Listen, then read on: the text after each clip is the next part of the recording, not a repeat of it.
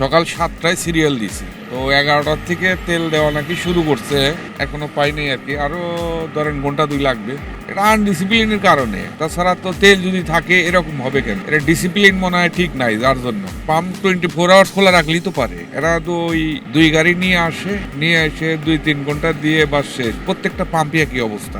এখন পর্যন্ত আমার সামনে প্রায় 250 গাড়ি আছে, শেষ পর্যন্ত তেল পাবো কিনা জানি না, এবং কতটুকু তেল দেবে তাও জানি না, সন্দেহের মধ্যে আছে। এই যে রোদ, টানা 5 ঘন্টা তো হয়ে গেছে, 5 ঘন্টা ধরে এই রোদের মধ্যে পড়তেছে, গাড়িতে বসা যায় না গরমে। ওনারা বলতেছে তেল আছে, কিন্তু আমরা যখন পাম্পে যাই আমাকে তেল দেয় 2000 টাকার।